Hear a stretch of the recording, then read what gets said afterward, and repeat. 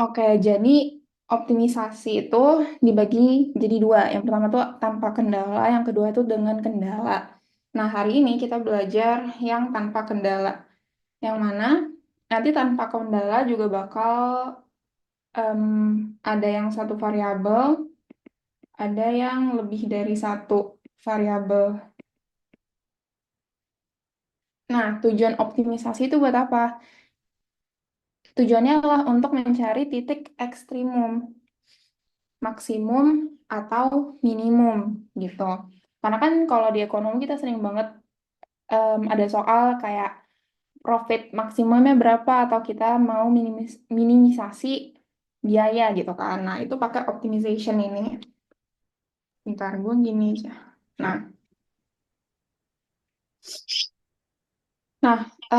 buat maksimisasi sama minimisasi itu kalau misalkan kalian lihat di kurva itu ada namanya lokal sama absolute. Absolute itu kata lainnya global. Nah, kalau lokal itu bisa disebutnya relatif gitu. Jadi kalau misalkan kalian lihat di sini, kalau misalkan lokal dia itu dia puncak atau enggak dia titik minimum, tapi dia tuh bukan yang paling maksimum atau paling minimum gitu. Jadi makanya disebutnya lokal atau relatif. Sedangkan kalau misalkan yang global atau absolut, dia tuh bener-bener titik paling tinggi atau titik paling rendahnya gitu. Nah, sekarang kita masuk ke yang satu variabel ya. Oke, di sini untuk satu variabel itu ada namanya first order condition. Nah, first order condition itu adalah turunan pertama. Makanya disebutnya first. Nah, em, kalau misalkan kita mau ngelihat titik ekstrimum, itu kayak misalkan di sini minimum atau di sini maksimum, itu kan gradiennya sama dengan nol kan? Nah, kalau misalkan gradien sama dengan nol, berarti kita juga tahu bahwa gradien tuh sama aja kayak turunan pertama. Nah, berarti bisa kita dapetin kalau misalkan pada titik tersebut, turunan pertamanya tuh sama dengan nol. Nah, kalau misalkan kalian perhatiin lagi, misalkan kita mau lihat em, yang paling tinggi, yang maksimum gitu kan ya. Nah, kalau kalian lihat kurvanya, kalau maksimum itu sebelum kemiringannya tuh sama dengan nol di sini, kemiringannya tuh bertambah, bertambah, bertambah, ya kan? Sedangkan kalau minimum dia tuh, eh, sedangkan setelah titik nol itu, dia bakal berkurang gradiennya kan. Dia bakal turun tuh kurvanya. Kebalikannya, kalau misalkan titiknya tuh titik minimum, kurvanya sebelum gradiennya itu sama dengan nol, dia apa? Dia turun kan. Berarti gradiennya tuh minus, menurun nih. Sedangkan setelah titiknya sama dengan nol, kalau minimum, dia tuh naik, ya kan plus. Makanya di sini gue tulis kalau misalkan suatu kurva itu titiknya relatif maksimum, dia itu kalau kita gambarin dia plus nol min gitu. Kayak yang di sini. Kan dia plus naik, habis itu dia titik sini nol, habis itu dia turun kan, dia minus. Kebalikannya kalau relatif minimum justru dia min dulu karena dia turun dulu kurvanya nol, baru dia kurvanya naik gitu kan. Nah, ada juga namanya inflection point. Jadi inflection point itu adalah dia tuh bukan titik minimum, bukan juga titik maksimum gitu. Contohnya kayak kurva di bawah. Yang mana kalau misalnya kita cari turunannya, gradiennya juga sama dengan nol. Nah, kalau inflection point, case-nya pada ini, itu tuh dia sebelum gradiennya sama nol, dia tuh minus, setelahnya minus, atau dia juga plus nol plus gitu. Nah, oke, mungkin langsung aja kalau misalkan ada soal nih, kayak Y sama dengan X pangkat 3 min 12 X kuadrat plus 36 X plus 8. Ditanya titik ekstrimumnya gitu kan. Titik ekstrimumnya tuh di X sama dengan berapa? Berarti yang kita cari kalau titik ekstrimum itu kan berarti turunannya sama dengan 0 kan. Berarti kita turunin nih 3x² min 24x plus 36 sama dengan 0. Ini bisa kita bagi 3, berarti x² min 8x plus 12 sama dengan 0. Berarti di sini x min 6, x min 2 sama dengan 0. Berarti kita dapetin x sama dengan 6 atau x sama dengan 2. Iya kan? Nah,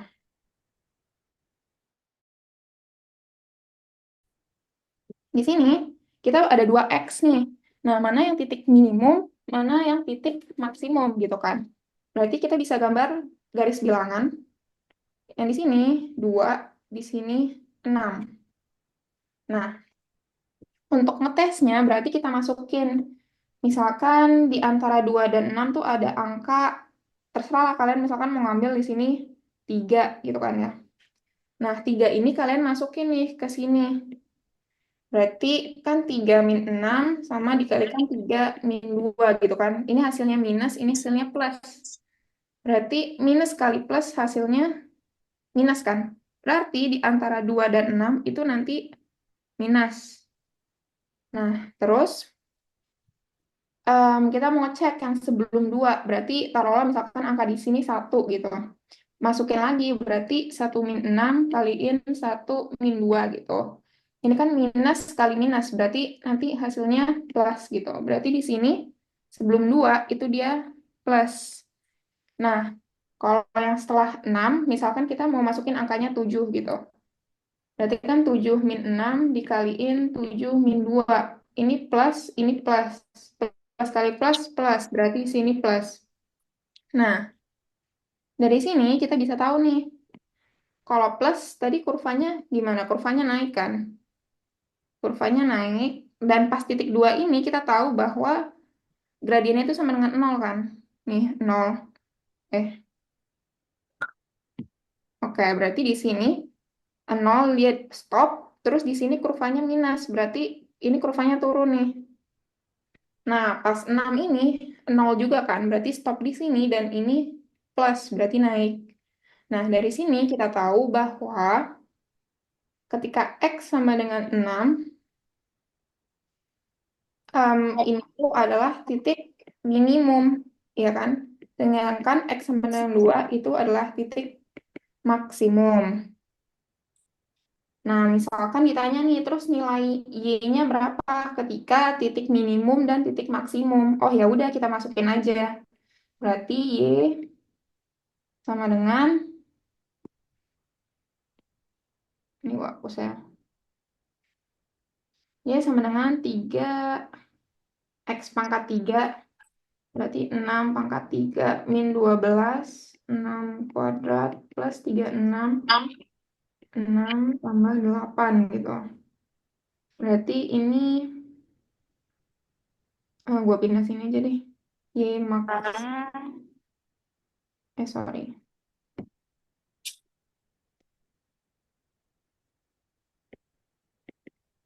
Y minimum itu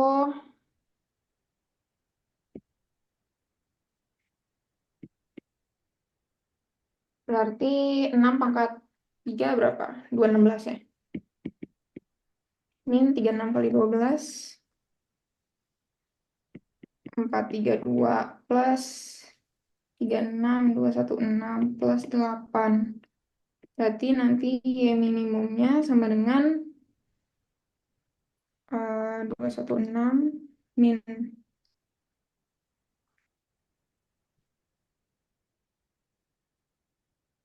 Berarti Y minimumnya nanti sama dengan 8 gitu.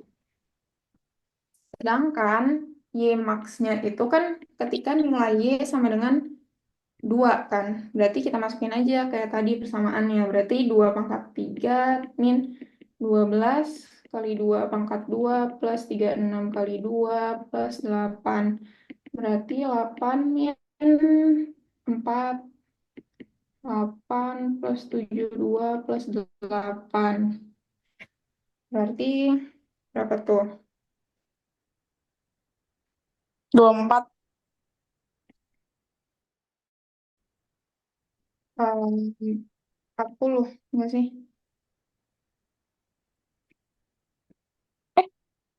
Nah, berarti kalau misalkan kita gambarin kurvanya, eh,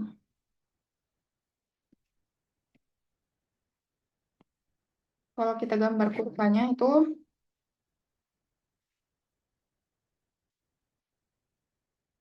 misalkan gini ya. Ini tuh nanti di sini minimum tadi 6 ya.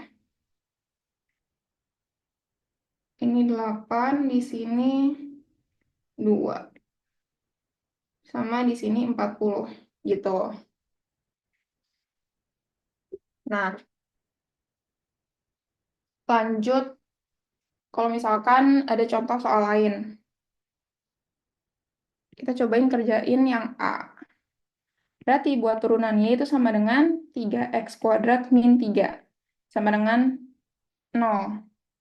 Berarti 3 kita keluarin x kuadrat min 1 sama dengan 0. Berarti di sini kan jadinya x kuadrat min 1 sama dengan 0 ya. Berarti x min 1, x plus 1 sama dengan 0.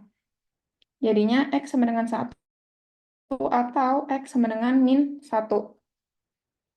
Nah, di sini kita mau tahu kan mana sih titik x yang minimum, mana titik x yang maksimum. Berarti kita pakai cara kayak tadi lagi, bikin garis bilangan. Di sini min 1, di sini 1. Misalkan kita masukin 0 nih buat cari tanda yang di tengah-tengah sini. Masukin 0, berarti kan X 0, 0 min 1 dikaliin 0 plus 1 kan. Masukin ke sini nih.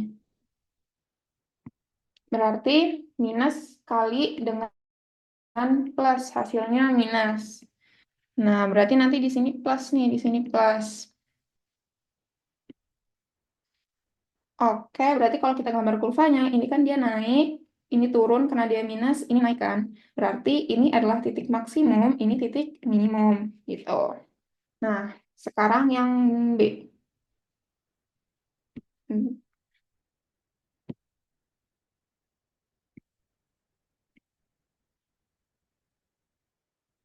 sekarang yang B nih. Turunan dari Y berarti kan X kuadrat min 2X plus 1 kan. Sama dengan 0. Berarti X min 1, X min 1 dong. Sama dengan 0. Berarti X sama dengan 1. Oke. Sekarang kalau misalkan kita bikin garis bilangan, X sama dengan 1. Misalkan sebelum X, sebelum 1 kita masukin 0. 0 min 1 dikalikan 0 min 1. Plus dong. Kalau yang setelahnya misalkan kita masukin 2 juga, 2 ke sini berarti kan 2 min 1 dikalikan 2 min 1. Plus kali plus berarti sini plus. Nah, di sini berarti ini adalah titik inflection point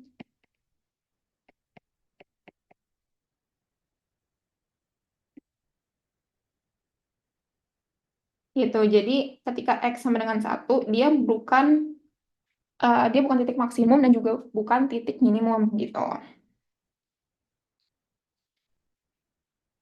Nah, sekarang yang C.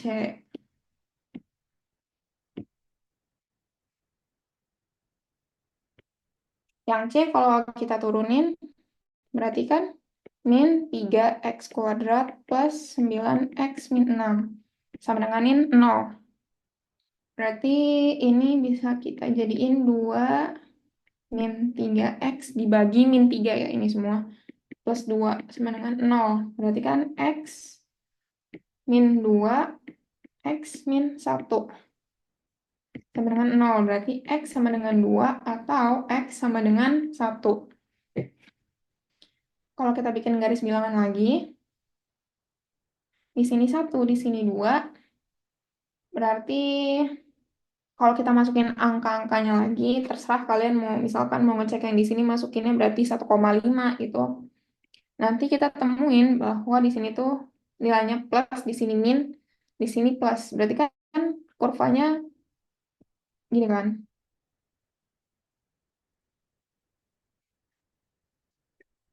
Nah, berarti ketika X sama dengan 1 itu adalah titik maksimum.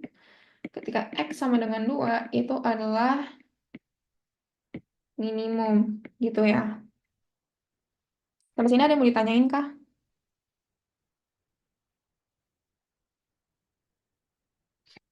Oke, kalau nggak ada, kita masuk ke second order condition. Second order condition sesuai namanya itu adalah turunan kedua, ya. Nah, turunan kedua ini bisa dinotasikan sebagai F double aksen X atau kita juga bisa notasikan kayak gini. Jadi D2Y per DX kuadrat gitu. Nah, D2Y per DX kuadrat, kenapa sih notasinya bisa kayak gini? Karena kalau turunan kedua, itu kan berarti kita menurunkan turunan pertama kan. Berarti DY per DX gitu kan. Dimana ini kan turunan pertama nih. Nah, turunan pertama kita turunkan lagi. Berarti dikaliin D per DX. Kenapa D per DX? Karena kita turunkan terhadap X-nya lagi gitu. Makanya notasinya itu nanti bisa jadi D2Y per DX kuadrat. Nah, SOC ini buat apa? Second order condition. Jadi kalau misalkan pakai SOC kita tuh nggak perlu ribet-ribet bikin si garis bilangan kayak tadi, kayak gini gitu. Jadi kita cukup nyari second order condition atau turunan keduanya aja. Nah, ketika turunan keduanya itu sama lebih dari 0, berarti itu adalah nggak. Nah, kalau misalkan lebih dari 0 itu minimum, sedangkan kalau kurang dari 0 itu maksimum. Oke, berarti di sini gue ada soal.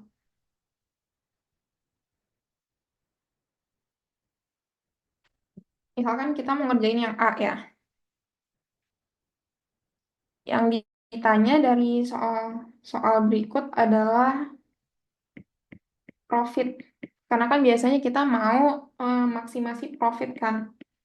Nah, yang A berarti kalau profit apa? Profit sama dengan revenue kurangin cost, ya kan? Yang mana berarti kalau yang A profitnya itu sama dengan 108 1840 Q dikurangin 2 Q kuadrat min 40 Q min 500 5000 sorry. Nah, kita mau tahu nih jumlah kuantiti yang harus kita produksi itu berapa supaya profit kita maksimum. Berarti turunan dari profit itu kita sama dengan kan 0, ya kan? Nah, turunan profit terhadap quantity itu berarti 1840 min 4Q, ya kan? Min 40 sama dengan 0. Nah, berarti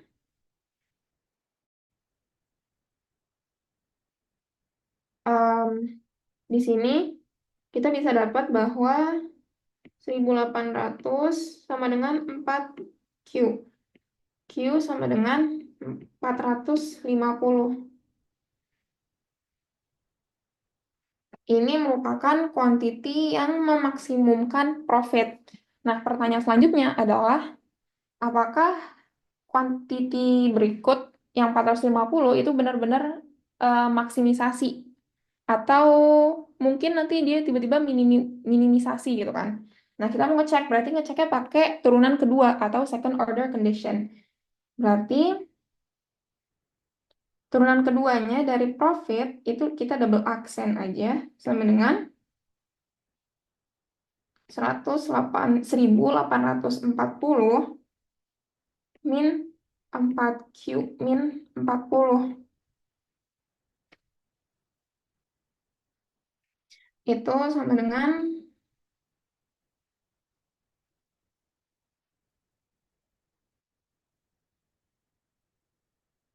oke,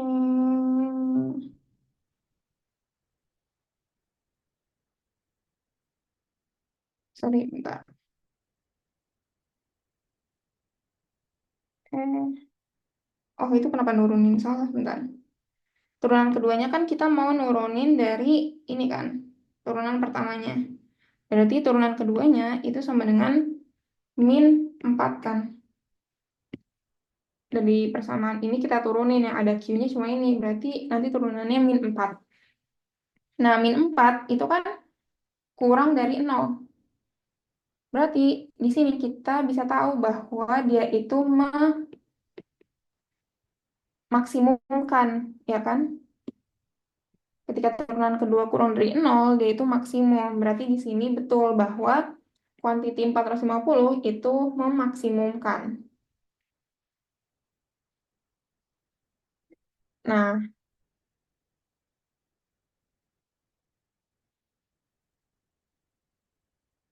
oke, buat soal yang B, itu caranya sama aja. Berarti kan profit sama dengan revenue kurangin cost kan tadi. Berarti profitnya sama dengan 2.240 Q min 2Q kuadrat, sorry min berarti. Min 40 Q min 5.000. Berarti ini bisa kita sederhanain lagi jadi 2 Q min 2Q kuadrat min 5.000. Nah, berarti buat turunannya, buat nyari profit maksimum, itu turunannya sama dengan 0 kan? Turunannya berarti 2.200 min 4Q sama dengan 0. 4Q sama dengan 2.200. Q sama dengan 550. Nah, kita mau ngecek nih apakah kuantiti berikut benar-benar memaksimumkan. Berarti kita turunin lagi kan si profitnya atau kita cari SOC-nya, second order condition. Turunannya min 4, ya kan? Dari sini. Nah, min 4 dia kan kurang dari 0 gitu. Berarti betul dia itu adalah maksimum. Oke. Sampai sini ada yang mau ditanya nggak, guys? Kalau nggak ada, gue lanjut. Nah, di sini ada soal. The price a firm obtains for a commodity varies with demand Q according to the formula. Ini total cost-nya berikut. Nah, yang A adalah ditanya firm's profit dan value dari Q yang memaksimasikan profit gitu. Berarti buat yang A, buat nyari profit, tadi kan rumusnya sama aja dong. Adalah revenue, total revenue dikurangin cost, ya kan? Total revenue adalah price dikalikan dengan quantity. ya kan? Berarti di sini buat profitnya kita bisa tahu ini kan berarti 18 min 0,006 Q price-nya ya dikalikan dengan quantity min 0,004 Q kuadrat min 4 Q min 4.500. Berarti profitnya itu sama aja kayak 18 Q sorry min 0,006 Q kuadrat min 0,004 Q kuadrat min 4 Q min 4.500. Berarti profitnya sama dengan 14 Q min 0,01 Q kuadrat 0,02 dong. Eh, sorry.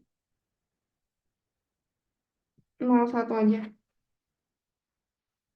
01 Q kuadrat min 4.500.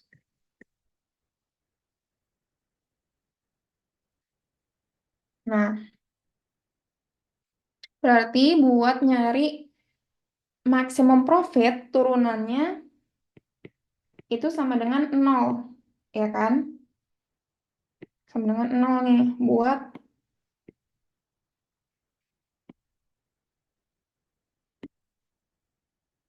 buat max profit. Berarti turunan profitnya itu sama dengan 14 min 0,01 min 0,02 Q sama dengan 0.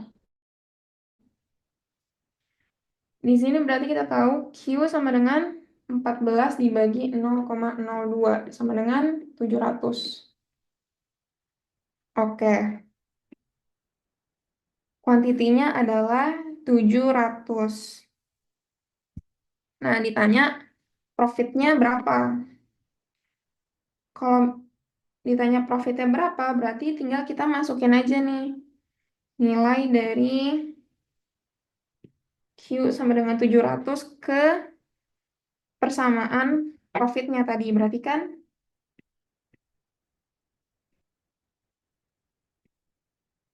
profit ketiga Q sama dengan 700 itu sama dengan 14 dikalikan dengan 700 min 0,01 700 kuadrat min 4.500. Berarti 14 kali min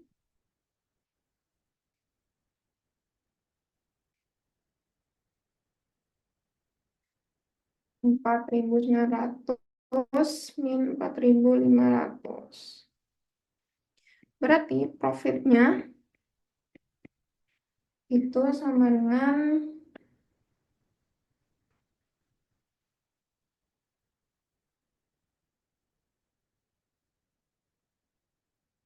400.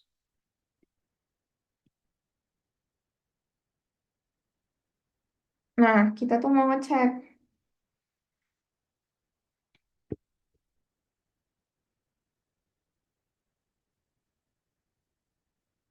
Oke, misalkan kita mau ngecek nih, apakah betul bahwa ketika kuantiti sama dengan 700, profitnya itu betul-betul maksimum, gitu kan? Berarti cara ngeceknya adalah profitnya kita turunkan 2 kali. Berarti dari persamaan yang ini, kita turunkan terhadap Q. Berarti kan turunan keduanya min 0,02. Yang mana min 0,02 itu kurang dari 0. Berarti betul bahwa ini tuh maksimisasi gitu.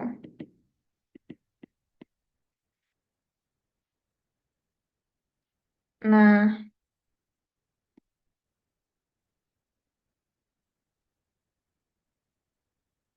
terus yang B, find a formula for the elasticity of PQ.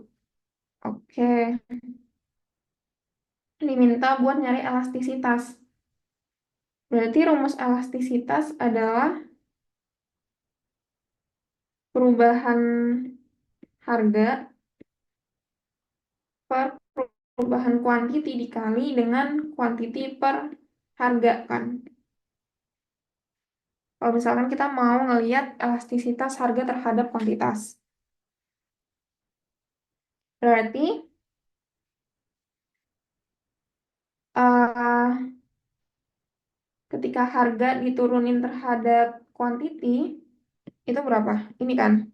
Persamaan ini kita turunkan terhadap Q. Berarti hasilnya min 0,06.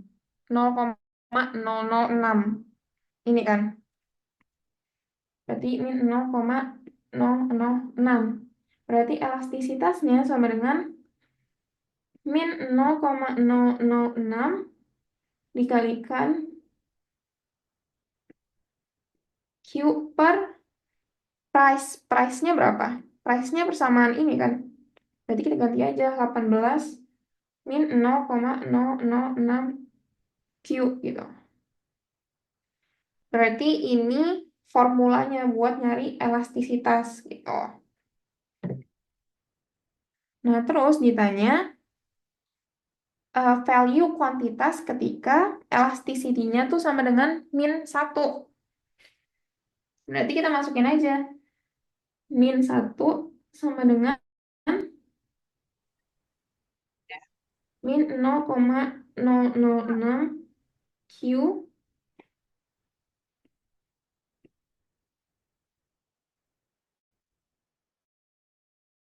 per Q gitu kan. Nah, ini kan bisa kita kedua ruas bisa kita kalikan dengan price-nya kan dengan ini.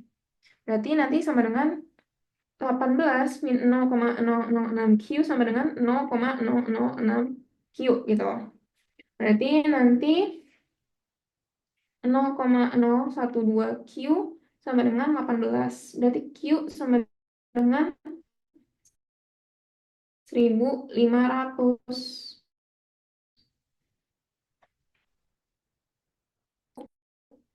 Q sama dengan 1.500 gitu.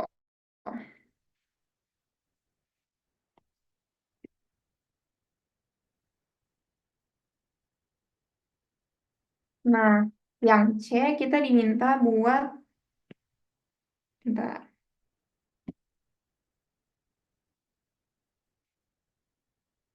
Yang C kita diminta buat nunjukin bahwa marginal revenue itu sama dengan 0 ketika Q star. Ini Q star ya tadi. Ini adalah Q star. Ketika elastisitasnya sama dengan min 1, marginal revenue-nya itu sama dengan 0. Oke. Marginal revenue adalah turunan dari revenue kan.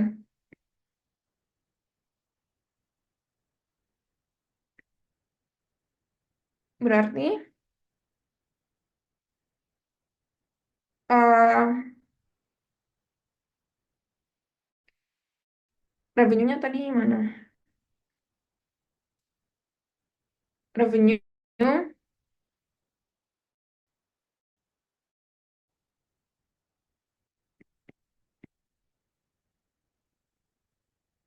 revenue-nya ini kan tadi.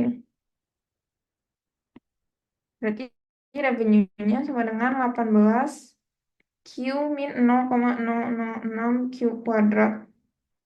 Marginal revenue itu turunannya dari revenue, berarti sama dengan 18 min 0,012. Nah, dia minta tunjukin bahwa marginal revenue itu sama dengan 0 ketika key start. Ya udah, berarti di sini kita masukin aja ketika nilai Q-nya itu sama dengan ini kan 1.500 karena dia mau kita nunjukin gitu bahwa nanti marginal revenue sama dengan 0 ketika nilai Q star-nya itu yang mana itu adalah 1.500 kita masukin. Berarti nanti MR sama dengan 18 min 0,012 kita masukin aja 1.500. Nah, 0,012 dikalikan dengan 1.500 itu hasilnya 18. Oke, berarti betul ketika Q star dimasukin, MR tuh sama dengan 0. Sampai sini ada yang mau ditanyain? Aku mau nanya yang B boleh nggak? B. Iya kan itu yang rumus elastisitas itu boleh dijelasin dulu nggak Kak? Kenapa yang di bawahnya itu jadi DP Ki per DQ? Terus min 0,006-nya itu dari mana? Oh, oke. Kan rumus elastisitas ini kan ya. Nah, di sini kita bisa tahu nih DP per DQ-nya berapa. DP per DQ kan itu sama aja kayak price kita turunin terhadap Q kan. Nah, di sini kita udah ada persamaan price, ya kan? Nah, persamaan price kita turunkan terhadap Q. Berarti hasilnya si koefisien Q-nya kan. Kalau kita turunin, yang mana koefisiennya itu adalah min 0,06 gitu. Nah, terus berarti kalau turunannya sama dengan min 0,06 itu kita bisa substitusikan ke persamaan elastisitasnya diganti berarti. Jadinya 0,06 dikalikan dengan Q, tetap Q nih, per persamaan price-nya. Persamaan price-nya tadi berapa? Ini kan 18 min 0,06 Q. Kita taruh aja di sini gitu. Oke Kak ngerti, makasih ya Kak. Oke. Kak, maaf aku mau nanya. Iya. Yang di A itu Mm-mm. kenapa 0,06 Q kuadrat dikurang 0,04 Q kuadrat jadinya min 0,01 Q kuadrat. Apa kenapa? Sorry. Itu yang di A yang baris ketiga itu kan min 0,006 Q kuadrat dikurang 0,004 Q kuadrat itu kenapa hasilnya jadi min 0,01 Q kuadrat? Karena kan ini min, ini juga min. Berarti kan jadinya Oh ini ditambah ya? ditambahkan gitu. Oh iya benar-benar ya.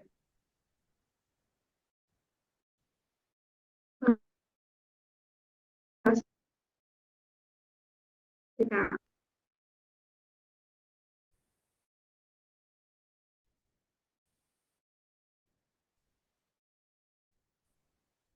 Ya.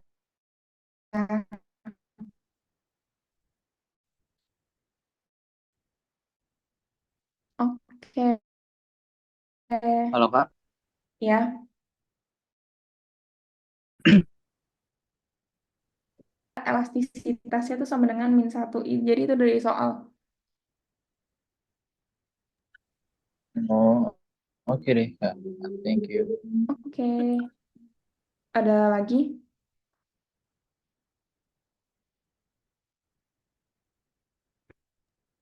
Kak mau nanya lagi yang Q-star-nya itu kenapa dari B bukan dari A?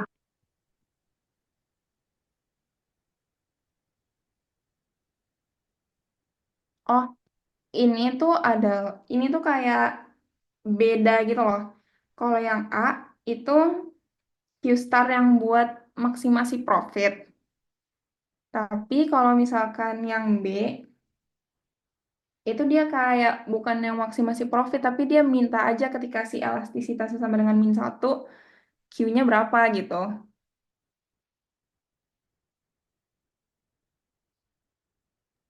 Terus kenapa jadi Q-star Kak? Karena ini dia bilangnya dilambangin jadi Q-star gitu.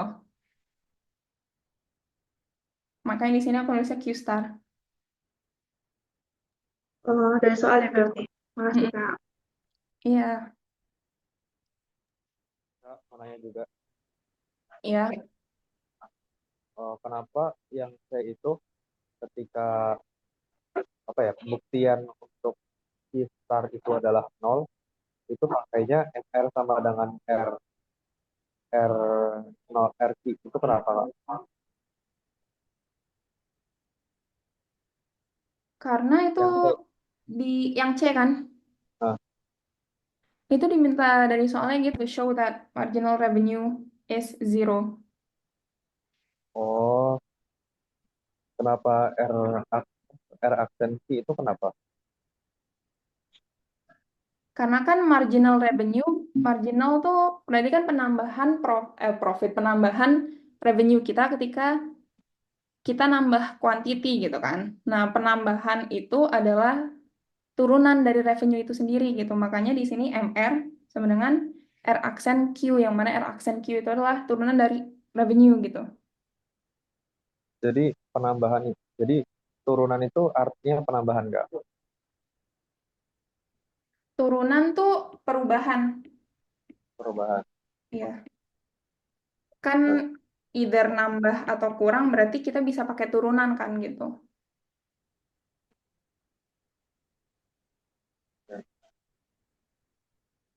Oh ya Kak, mungkin agak di luar konteks, tapi biasanya kalau misalnya suatu persamaan diturunkan, itu berarti dia menemukan titik minimumnya atau maksimumnya. Nah, tadi itu tuh ketika diturunkan, kita cuma tahu perubahannya doang. Makanya buat ngetesnya lagi itu minimum atau itu maksimum, kita perlu turunin 2 kali gitu. Jadi turunan pertamanya kita turunin lagi. Nah, kita baru tahu dia minimum atau maksimum itu dari turunan keduanya. Kalau misalkan turunan keduanya itu lebih dari 0 nilainya, misalkan tadi nih di sini turunan keduanya -4. -4 itu kan kurang dari 0. Nah, itu berarti maksimisasi, berarti itu adalah titik maksimum. Beda cerita kalau misalkan kayak nanti gue nemuin suatu fungsi turunan keduanya itu adalah misalkan 2 gitu. Duanya kan lebih dari 0 nih. 2 tuh lebih dari 0. Berarti itu adalah titik minimum.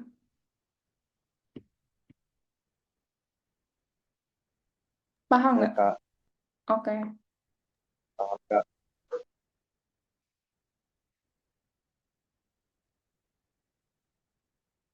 Ada yang mau ditanya lagi, guys? Kak, jadi yang C itu cuman kita disuruh buktiin aja ya? Iya, ketika MR-nya sama dengan 0 itu nilai nilai Q-nya sama kayak nilai Q di soal B gitu.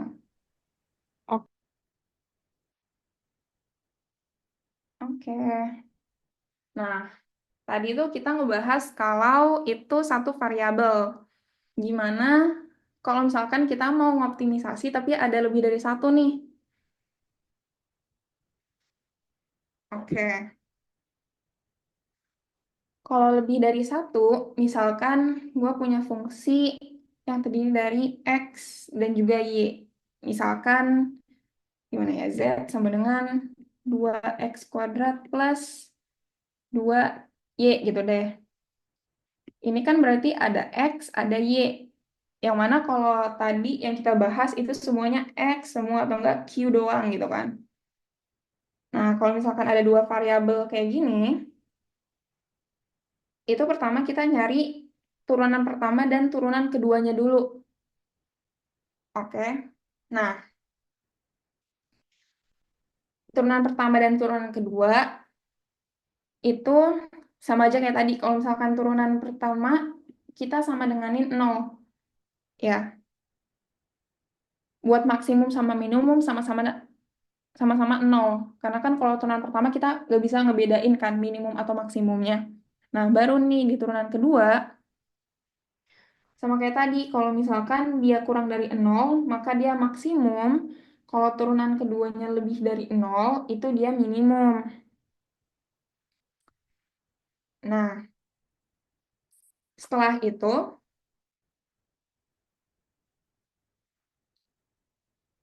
em, kita juga bisa setelah nyari SOC dan FOC-nya, kita tuh bikin namanya Hessian matrix gitu. Yang mana Hessian matrix ini adalah kumpulan dari turunan kedua. Jadi kalau misalkan fxx itu adalah turunan kedua, turunan pertama x diturunkan kembali oleh x. Jadi gini nih, katakanlah gue punya fungsi kayak gini. Berarti kan turunan pertama fx ya. Turunan pertama x tuh sama aja kayak f kayak do z per do x gitu. Jadi turunan pertama terhadap x kan 4x. Kenapa 4x? Karena kita nurunin terhadap x. Jadi si y ini nggak usah kita hirauin nih. Karena dia di sini nggak ada x. Kan yang ada x cuma ada di sini. Berarti turunannya 4x dong. Nah, turunan keduanya fxx itu sama aja kayak do 2z per do x kuadrat gitu. Jadi si persamaan turunan pertama tadi kita turunin lagi sama x. Berarti kan hasilnya 4. Nah, itu namanya fxx. Terus kalau misalkan fxy itu gimana? Itu adalah ini nih turunan pertama x kan 4x. Kita turunin terhadap y. Nah, 4x diturunkan terhadap y itu sama aja 0, ya kan? Karena di sini nggak ada y, gitu. Jadi maksudnya gitu. Nah, terus kalau misalkan kita udah nemuin turunan-turunan keduanya ini, kita bikinlah Hessian matrix, Hessian matrix, determinan. Kita nyari determinan dari Hessian matrix tersebut, gitu. Yang mana nanti syarat minimumnya itu kayak gini, dan kalau maksimum dia kayak gini. Nah, buat lebih jelas, gue bakal langsung ke soal.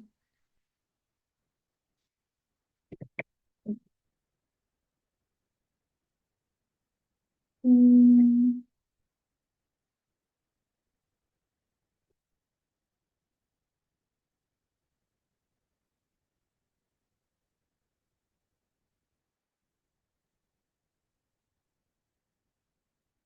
atau sebelum ke soal, soal dulu ya.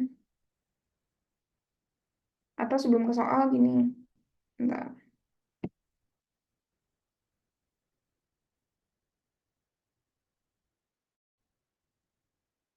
Hmm,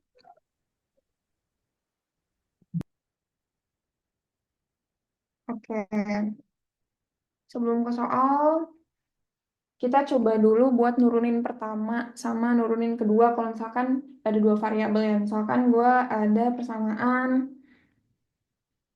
x kuadrat, y kuadrat, 2xy plus y kuadrat gitu.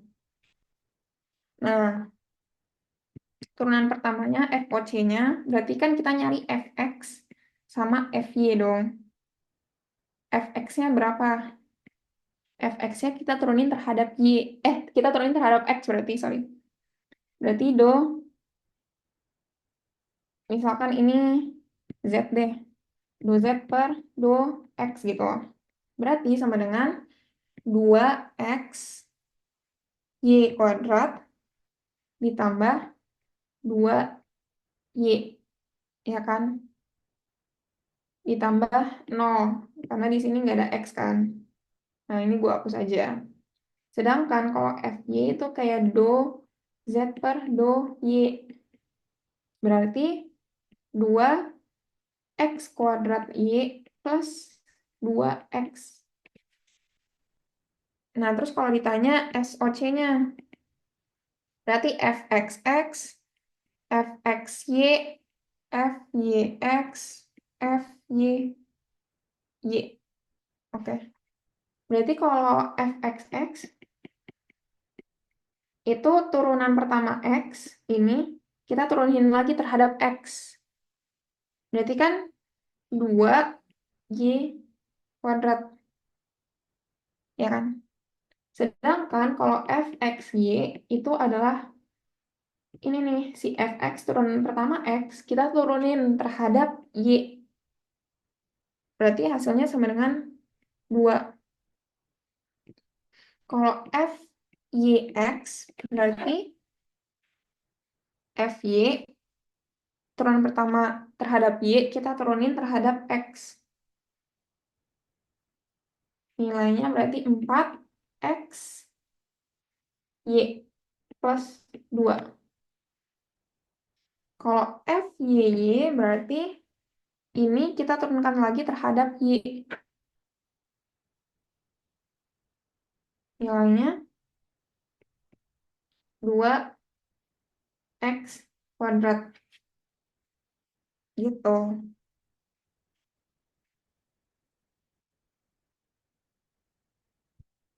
Ini jelas? Oke.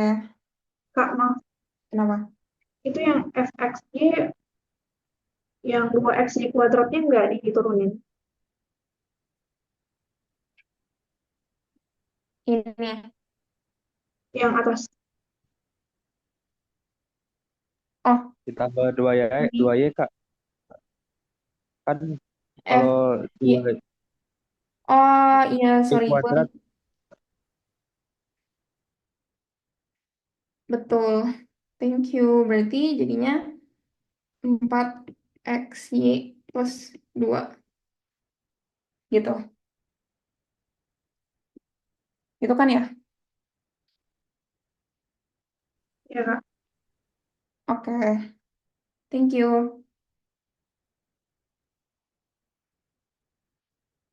Nah, misalkan kita lanjut ke soal ya. Di sini Ali seorang pengusaha garmen yang telah berhasil memasarkan produknya dalam dan luar negeri. Fungsi permintaan produk Ali di kedua pasar sebagai berikut. Jadi ada dua pasar, domestik sama ekspor. Kalau domestik tuh lambangnya D, ekspor tuh E.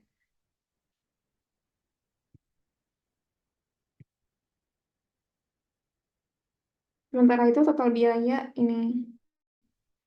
Di mana Q adalah QD ditambah QE. Oke, yang A, tuliskan fungsi keuntungan Ali dari penjualan produk di kedua pasar. Berarti fungsi keuntungan. Profit kan? Profit itu tadi apa? Total revenue dikurangin cost. Ya kan? Total cost. Nah, buat total revenue itu kan kita ada dua. Ada yang di pasar, bentar. Buat total revenue berarti kan kita butuh revenue yang domestik ditambah revenue yang ekspor dong. Nah, berarti revenue yang domestik itu sama aja kayak price domestik dikalikan dengan quantity domestik. Oke.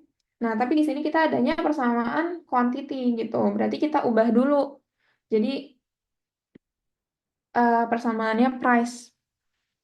Berarti di sini kalau kita ubah price domestik kan sama aja jadinya min 10 QD kan. Persamaannya kita otak-atik aja, berarti kalau PE, price ekspor itu 125 min 2,5 QE, gini. Nah, berarti kalau revenue domestik itu 210 min 10 QD dikalikan dengan QD. Sama dengan 210 QD min 10 QD kuadrat. Terus kalau misalkan revenue ekspor, berarti price ekspor kalikan dengan quantity ekspor. Price ekspor tadi 125 min 2,5 Q E dikalikan dengan QE. Berarti 125 QE min 2,5 QE kuadrat. Oke. Berarti di sini kita bisa bikin total revenue. Total revenue sama dengan ini keduanya kita tambahin aja. Berarti 210 QD min 10 QD kuadrat tambah 125 QE min 25 Q 2,5 ini.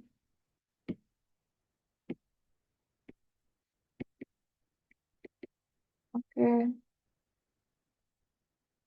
Nah, terus berarti buat profitnya sama dengan total revenue dikurangin total cost kan. Berarti ini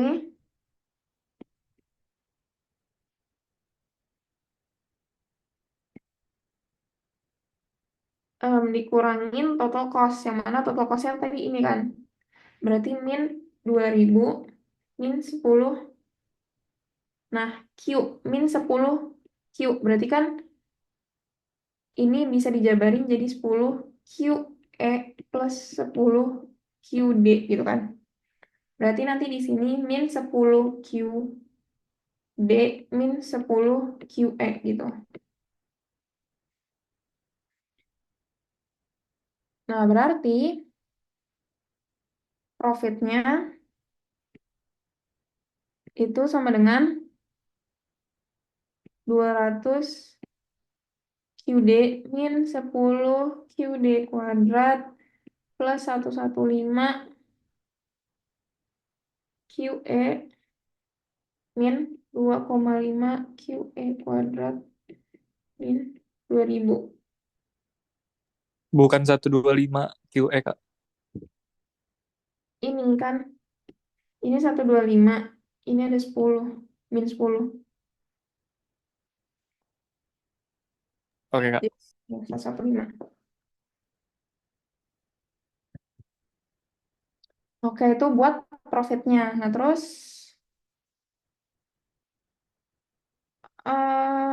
yang B diminta buat hitunglah jumlah produk garmen yang sebaiknya dijual alih beserta harga yang harus ditetapkannya di masing-masing pasar untuk memaksimalkan keuntungannya. Berarti profit maximizing kan?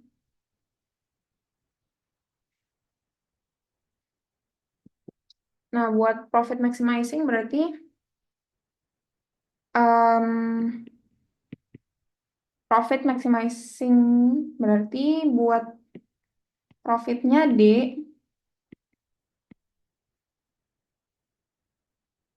itu sorry gini aja deh buat biar nyambung ke tadi. Nah, buat profit maximizing berarti kan tadi pakai FOC sama SOC kan. Nah, buat FOC-nya turunan pertamanya berarti kita profitnya kita turunkan terhadap D dan profitnya kita turunkan terhadap ekspor gitu kan. Berarti nilainya kalau ditemukan terhadap QD adalah ini gue tulisnya biar nggak kagok F aja deh.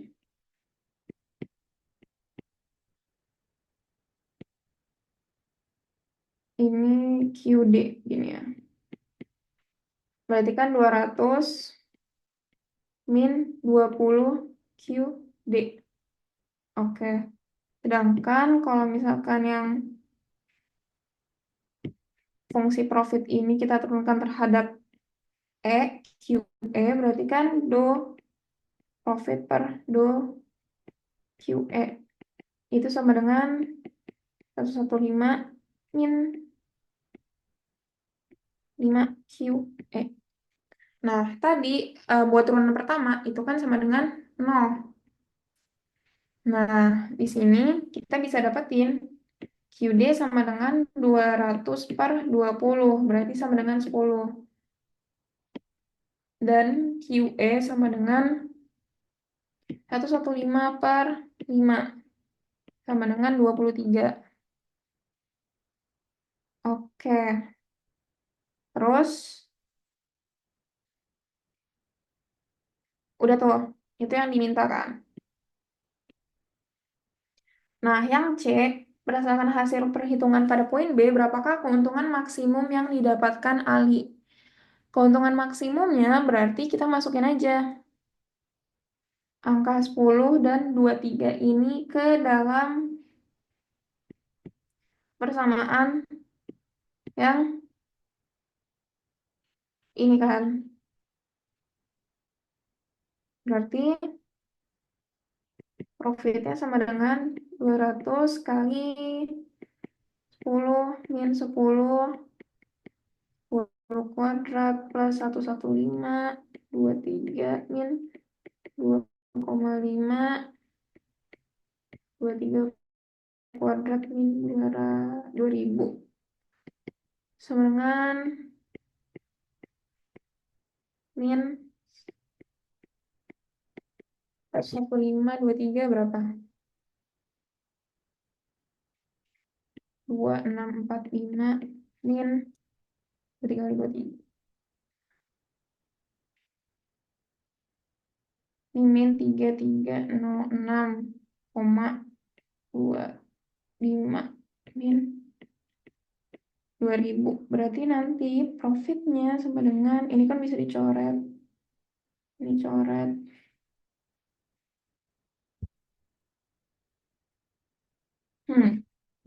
Kok profitnya min?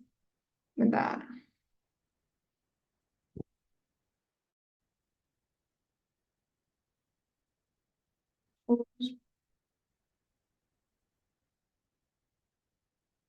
Tambah 25.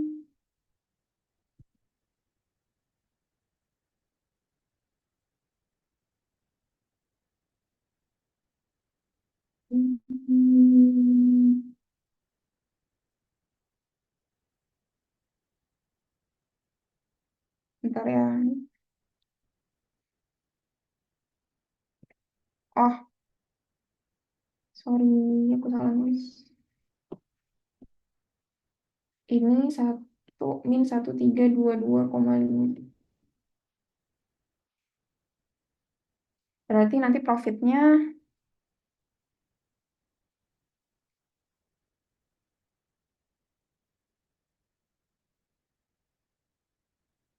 322,5. Nah, terus buktikan bahwa keuntungan Ali benar-benar maksimum. Berarti kita benar-benar maksimum itu kita nyari SOC-nya. Nah, ini gue kecilin aja.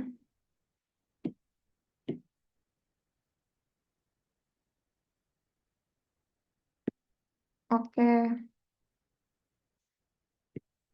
Tadi buat nyari SOC-nya berarti kan kita perlu nyari si FDD, terus FDE, terus kita nyari FED, FEE gitu kan. Berarti FDD, FD ini kan kita turunkan lagi terhadap QD, berarti min 20. Ini berarti min 20. Terus kalau misalkan persamaan yang ini kita turunkan terhadap QE kan nggak ada, berarti 0. Berarti FDE itu 0. Terus kalau FED berarti kan ini turunkan terhadap QD. Nggak ada kan? Berarti sama dengan 0. Terus kalau FEE berarti min 5. Nah, dari sini kita bikin Hessian matrix. Yang mana Hessian matrixnya itu nanti bentuknya gini kan. FDD, FDE, FED, FEE gitu. Berarti sama dengan min 20, 0, 0, min 5. Nah, terus kita nyari determinannya nih. Yang mana determinan satunya, berarti H1 itu, determinan 1 itu sama aja kayak FDD. Berarti sama dengan min 20. Min 20 itu kurang dari 0. Oke. Yang mana kalau di sini kalau determinan satunya kurang dari nol dia tuh maksimum. Tapi itu belum cukup buat ngebuktiin kalau itu maksimum. Berarti kita lanjut buat nyari determinan keduanya.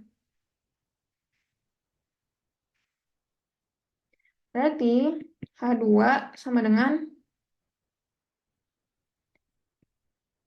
determinan dari si matriksnya itu sendiri. Berarti kan FDD dikaliin sama FEE dikurangin FDE dikalikan dengan FED. Gini kan. Ini kalikan dengan ini, kurangin ini kalikan dengan ini kan. Berarti hasilnya 100 dong. eh Dikurangin 0, berarti hasilnya 100. Yang mana 100 ini dia lebih dari 0. Oke, kalau kita lihat lagi tadi aturannya, dia memenuhi nih. Turunan keduanya lebih dari 0 dan turunan ke satunya kurang dari 0. Berarti betul tadi yang kita cari itu adalah maksimasi profit gitu.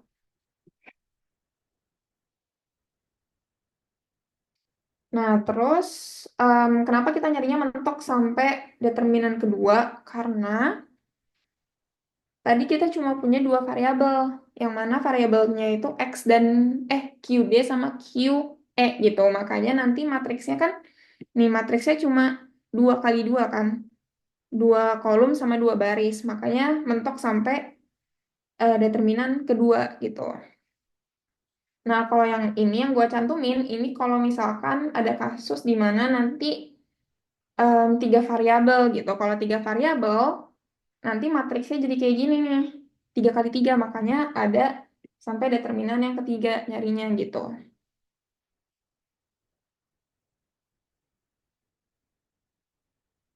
Nah, buat determinan 3 kali 3, contohnya kayak gini. Yang mana di sini ada 3 variabel nih, ada X1, ada X2, ada X3. Berarti kita disuruh cari buat nyari titik ekstrimnya. Oke, berarti kan kita nyari turunan pertamanya dulu, FOC kan. Berarti hmm, Z1. Z1 itu buat nunjukin buat X1 ya. Berarti do Z per do X1 sama dengan 4X1 plus X2 plus X3. Ya kan? Nah, terus kalau Z2 berarti sama dengan do Z per do X2 sama dengan X1 plus 8X2. Oke. Nah, kalau Z3 itu berarti do Z per do X3. Mana dia adalah X1 ditambah 2X3. Nah, FOCI-nya sama dengan 0. Berarti ini sama dengan 0, ini sama dengan 0, ini sama dengan 0. Nah, berarti dari ketiga persamaan ini kita bisa nyari kan X1-nya berapa, X2-nya berapa, X3-nya berapa gitu. Tinggal kita substitusi. Ya gitulah. Nah, kalau misalkan kalian nanti nyari-nyari, nanti kalian dapat bahwa X1 itu sama dengan X2. Yang mana X3 itu sama dengan X2.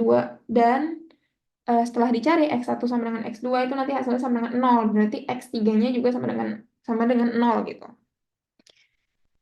Yang mana kalau misalkan ketiga variabel tersebut sama dengan 0, berarti Z-nya sama dengan 2 dong. Karena nanti di sini sama dengan 0, 0, 0, 0, 0, sisa 2 doang. Nah, terus misalkan kita mau lihat nih, apakah ketika Z-nya itu sama dengan 2, ini tuh minimum atau ini tuh maksimum gitu. Berarti kita nyarinya pakai SOC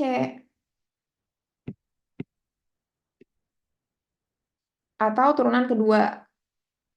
Nah, berarti kita nyari Z11, Z12, Z13.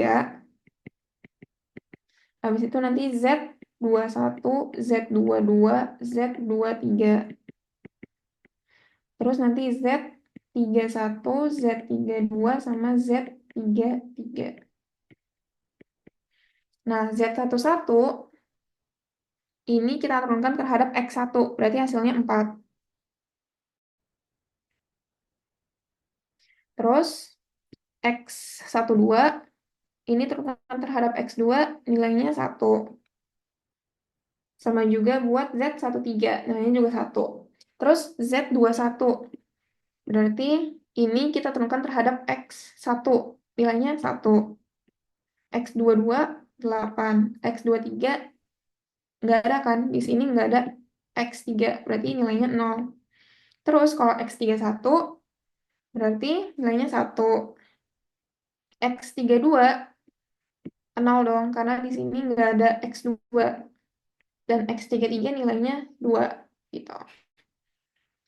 Nah,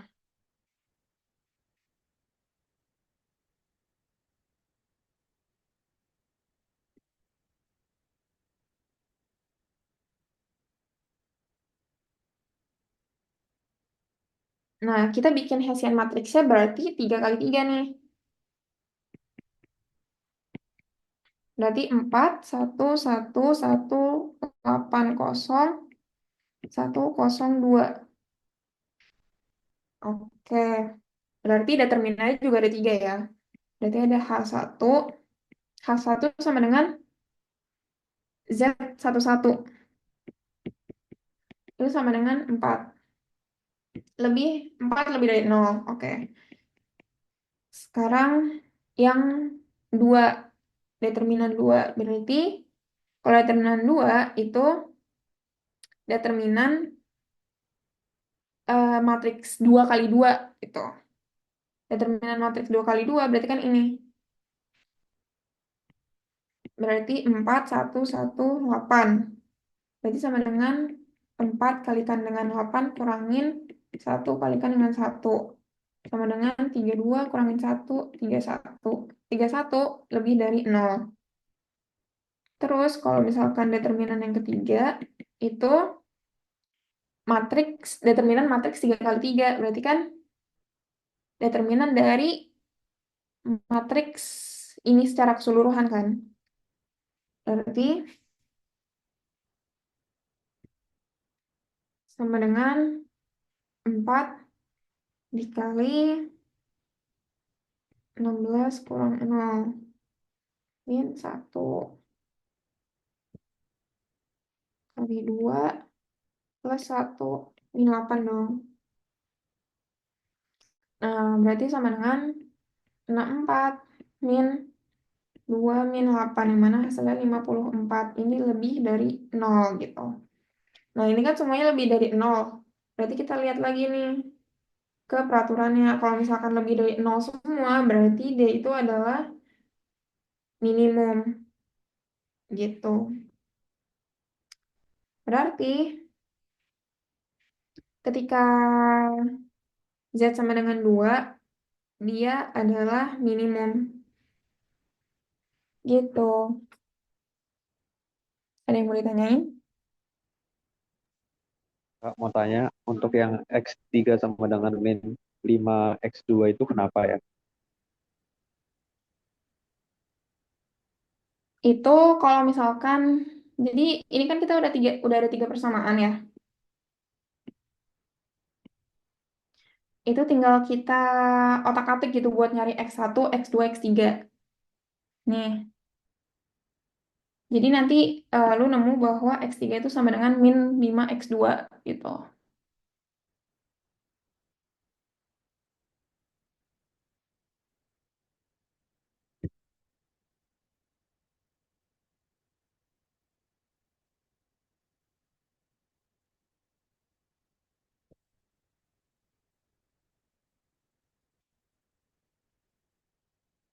Ada lagi yang mau nanya?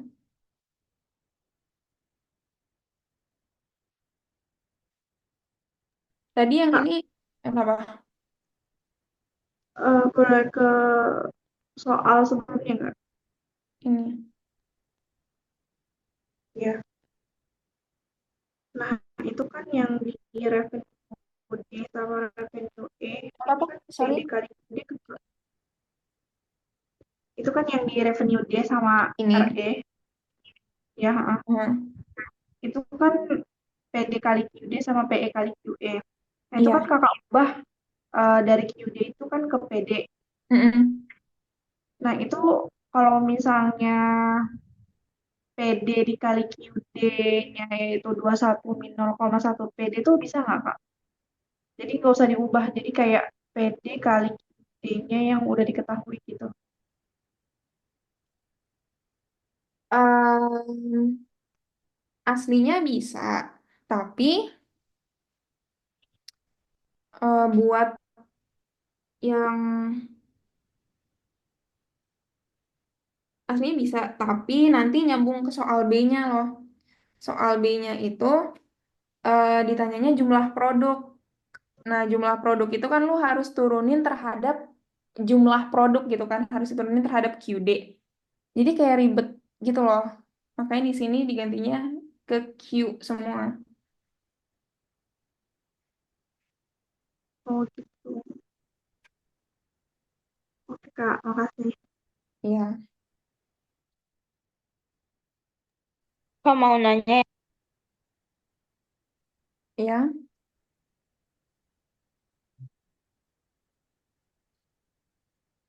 Kenapa? Iya.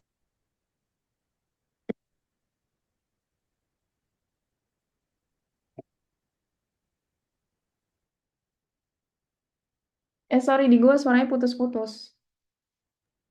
Yang soal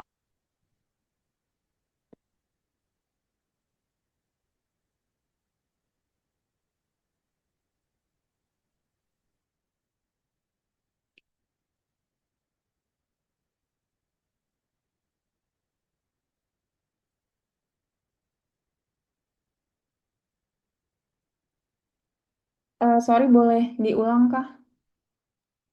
kalau Kak kedengeran nggak Kak? Oke, kedengeran. Yang soal yang di bawahnya Kak yang tadi yang ya itu Hmm? kan ada yang determinan H1 itu sama dengan Z11 itu emang selalu kayak gitu ya Kak? Emang itu udah rumusnya gitu? Iya, jadi em, emang udah kayak gitu. Ini kan H1 itu aslinya adalah, ini kan determinan H1 ya. Itu tuh kayak determinan H1 kali 1. Nah, 1 kali 1 itu kan posisinya di sini gitu. Nah, terus kalau ini tuh H2 kali 2 aslinya. Makanya itu determinan dari ini 2 kali 2. Nah, terus kalau H3 itu maksudnya 3 kali 3. Makanya itu determinan dari keseluruhan matriksnya. Karena matriksnya udah 3 kali 3 gitu. Oke Kak, makasih Kak. Iya,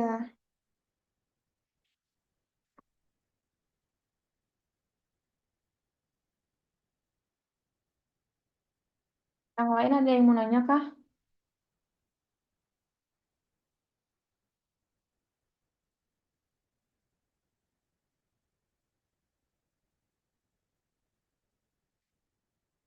Oke, kalau misalkan nggak ada yang mau nanya, dari gua buat materi malam ini cukup sampai situ. Makasih guys. Makasih Kak. Makasih Kak. Oke, karena sesi. Makasih banyak Makasih Kak. Kak. Iya. Gimana, Kak? Kak, maaf, ini bisa diakses di mana ya PPT? Oh, ini gue tulis di chat.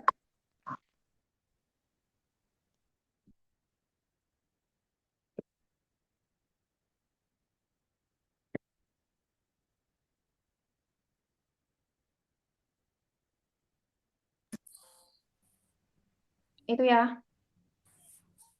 Makasih ya Kak Hana buat Oke, Kak. sesinya. Makasih. Makasih juga teman-teman.